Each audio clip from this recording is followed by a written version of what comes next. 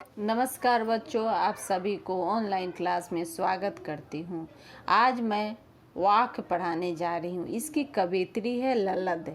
ललद की काव्य शैली को वाक्य कहा जाता है। जिस तरह हिंदी में कबीर के दोहे, मीरा के पद और अस्थान के सवय प्रसिद्ध है, उसी तरह ललद के वाक्य प्रसिद्ध है। अपने वाक्य के जरिए उन्होंने जाति और धर्म के आडंबरों का विरोध किया और प्रेम को सबसे बड़ा मूल्य बताया।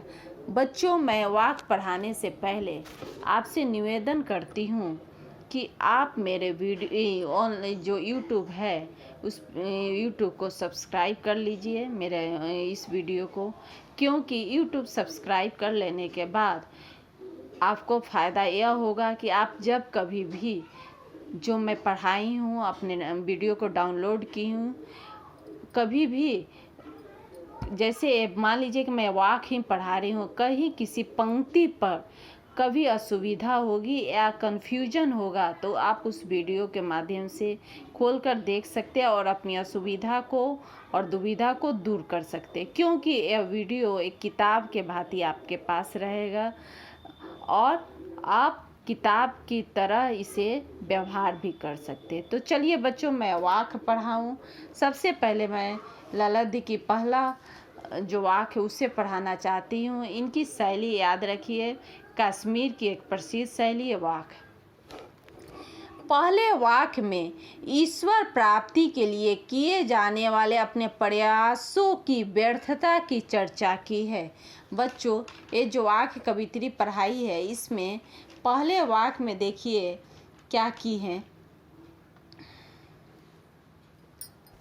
रस्सी कच्चे धागे की खींच रही मैं नाव। यहाँ पर कवित्री कहती है कि मैं पहले पद में कवित्री वाक्य में कहती है कि उनकी जो सांसें वो कच्चे धागे से बनी हुई रस्सी के समान है। उनकी सांसें कच्चे धागे के से बनी हुई रस्सी के समान है और इसमें कवित्री कहती है कि मेरा जीवन नाव के समान है और इसीलिए वह सांसों की कच्ची रस्सी के सहारे शरीर या जीवन रूपी नाव को खींच रही है। वह सांसों के कच्ची रस्सी के सहारे शरीर या जीवन रूपी नाव को खींच रही है। जाने कब सुन मेरी पुकार, करे देव भव सागर पार। भव सागर का अर्थ होता है बच्चों ये संसार, देव का अर्थ आप जानते ही हैं ईश्वर। यहाँ पर कवित्री कहती है पता नहीं ईश्वर मेरी पुकार कब सुनेंगे और भगवान मेरी पुकार कब सुनेंगे और भव सागर या संसार से पार करेंगे, अर्थात कब मुझे इस संसार से मुक्ति मिलेगा, अर्थात मैं अपने ईश्वर के पास जाऊंगी। पानी टपके कच्चे सकोरे, व्यर्थ प्रयास हो रहे हैं मेरे। कच्चे सकोरे का अर्थ होता है कच्चा मिट्टी का कटोरा, कच्चा कटोरा। और इस कच्चे सकोरे एक कमजोर सहारा का भी उल्लेख किया गया है। तो जिस प्रकार कच्चे मिट्टी के बर्तन में पानी टिकता नहीं है, ठहरता नहीं है, सारा पानी टपक जाता है। बच्चों, हम सभी जानते हैं कि मिट्टी के बर्तन को बनाया जाता है, उसे पकाया जाता है। जब बर्तन पक जाता है तभी पानी उसमें ठहरता है। इसी तरह ईश्वर प्राप्ति के लिए कवित्री व्यर्थ प्रयास हो रहे हैं मेरे। कवित्री जो प्रयास कर रही है वह व्यर्थ हो रहा है। जी में उठती रह रह कर हूँ, घर जाने की चाह घेरे। इस कारण से कवित्री कहती है कि मेरे मन में रह रह कर हुक यानी पीड़ा वेदना उठ रही है कि कब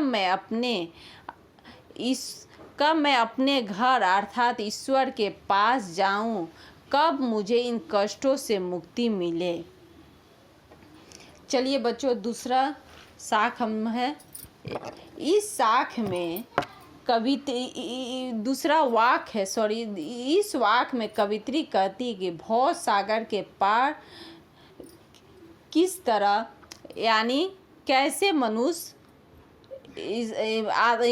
ईश्वर के प्राप्त करता है। इससे कहा गया है कि अंतकरण से संभावी होने पर ही मनुष्य को चेतना व्यापक हो सकती है, यानी तभी उसे ईश्वर की प्राप्ति हो सकती है। देखिए, खा खाकर कुछ पाएगा नहीं। यहाँ खा का अर्थ है भौतिक सुख सुविधा या विषय वासना का भोग करना। यहाँ पर कवित्री कहती है कि यदि जीवन भर भौतिक सुख सुविधा का भोग करते रहोगे तो ईश्वर को प्राप्त नहीं कर सकते हो।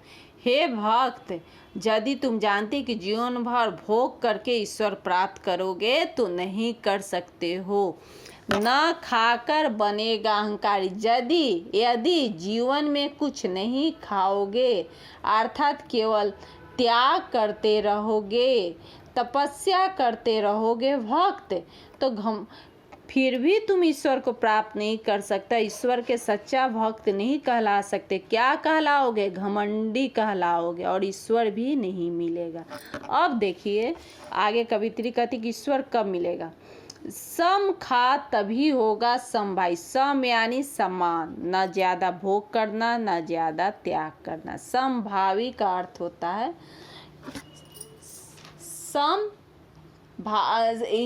समानता की भावना। तो यहाँ पर कवित्री कहती, बच्चों यहाँ पर कवित्री कहती, बीच का मध्य मार्ग अपनाओ, सुख दुख का मध्य मार्ग अपनाओ, तभी ईश्वर की प्राप्ति होगी। तभी ईश्वर, यानी कुछ त्याग करो, कुछ भोग करो, तभी तुम्हें ईश्वर प्राप्त होगा। खुलेगी साकल बंद द्वार।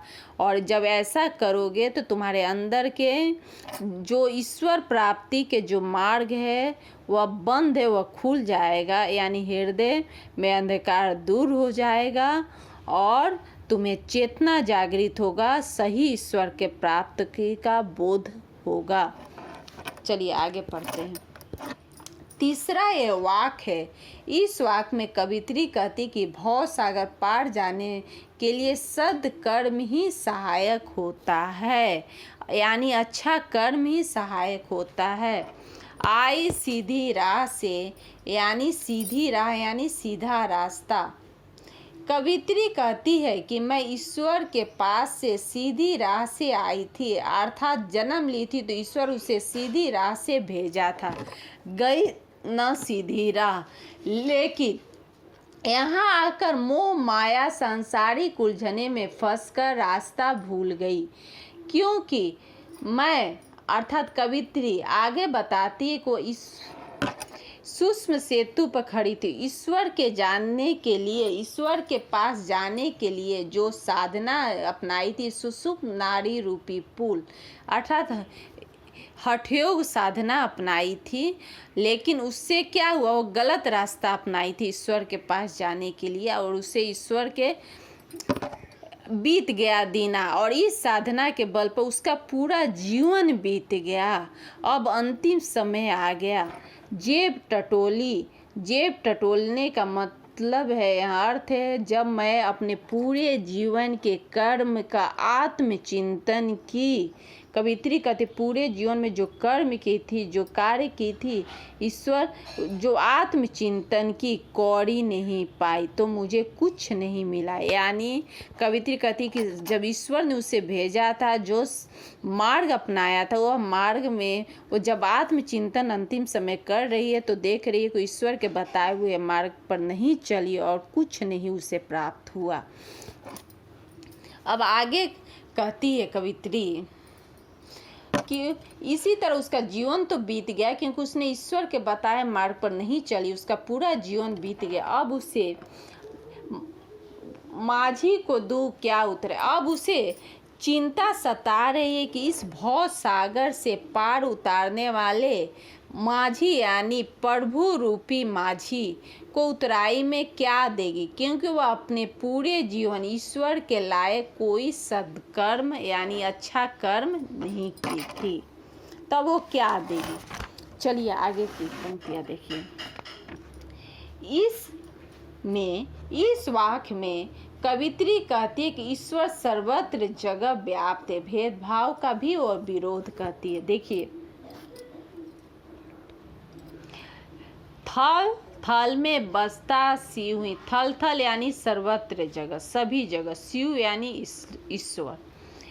यहाँ पर कवित्री कहती है कि जल हो स्थल हो सभी जगह सर्वत्र एक ही ईश्वर निवास करते हैं, एक ही ईश्वर निवास करते हैं। भेद न कर क्या हिंदू मुसलमान को उसमें भेद नहीं करना चाहिए। ज्ञानी हो तो स्वयं को जान, यदि तुम्हें सच्चा ज्ञान प्राप्त है या सच्चा ज्ञानी अपने को समझते हो तो पहले अपने आप को पहचानो, वही है साहिब से पहचान, और साहिब यानी ईश्वर। और यदि तुम्हारे भीतर ईश्वर और यदि तुम अपने ज्ञान को यानी अपने आप को पहचानोगे, क्या पुण्य कर्म किए, क्या हम खराब काम किए, क्या मेरे अंदर गुण है, क्या अवगुण है, तो जब पहचान जाओगे वहीं तुम्हारा सच्चा ईश्वर समझ जाओ कि पहचान गए हैं, और वहीं उसी समय तुम्हें ईश्वर निवास करता है, तुम्हारे हृदय में ईश्वर निवास करने लगा। इसीलिए इधर उधर मत घूमो, अपने आत्मा को देखो और देखो कि ईश्वर तुम्हारे अंदर है, उसे जानो।